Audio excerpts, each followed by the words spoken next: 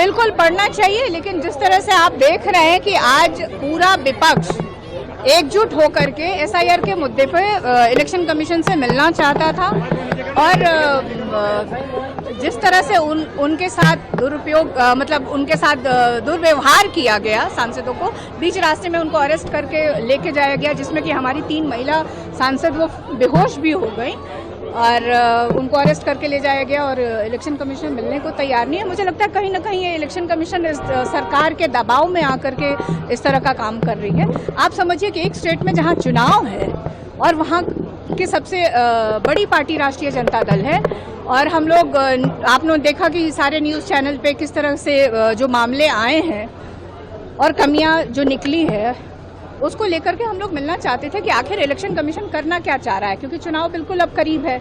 आप देखिए कि अब सदन भी अभी समाप्त हो जाएगा, सब लोग अपने राज्य में जाएंगे और बिहार हम लोग लौटेंगे और चुनाव की तैयारी करेंगे।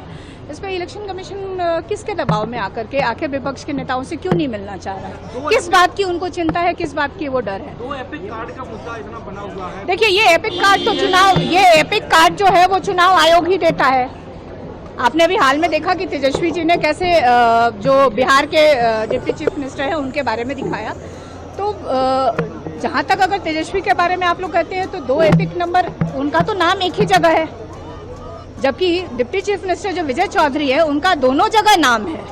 तो अगर मीडिया के आपके चैनलों के माध्यम से मैं ये बिहार देश के लोग जानना चाहते हैं, खास करके बिहार के लोग जानना चाहते हैं कि क्या विजय सिन्हा जी जब जैसे 7 चरणों में हमेशा बिहार का चुनाव होता आया है, तो क्या कभी ऐसा हुआ है कि विजय सिन्हा ने कभी लखीसराय में वोट दिया और उसके बाद आकर के वो पटना के चुनाव देते आए हैं, तो वोट देते आए हैं? तो ये सब जांच का विषय है।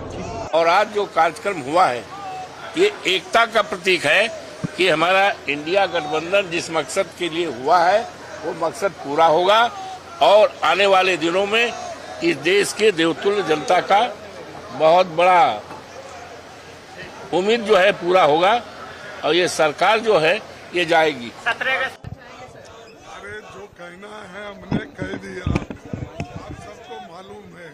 उन्होंने इसलिए जाने नहीं दिए कि इतने लोग आए हैं तो उनके पास कोई जवाब नहीं था वहाँ पर बुलाने के लिए। और दूसरी चीज़ हमने ये बोला कि भाई आप 30 लोग 20 लोग ऐसा मत पूछिए, हम सब लोग मिल के आए, एक बड़े हॉल में अरेंज करो, हम अपनी बात रखेंगे और आपके पास क्या कमियां हैं हम बताएंगे। लेकिन उन्होंने किसी को बुलाया नहीं, सेलेक्टेड लोगों को आओ बोले। सेलेक्टेड लोगों को अगर हम भेज देते तो अलग अलग पार्टी के लोग नाराज होते हैं, इसीलिए हम वहीं पर उनको बोले कि बढ़िया एक हॉल बनाकर हमसे संवाद करो। आज डिनर भी हुआ, तमाम इंडिया गठबंधन के यहाँ पर सांसद क्या कुछ बातचीत हो रही है? नहीं, वो नहीं, ये सब कर्टसी कॉल।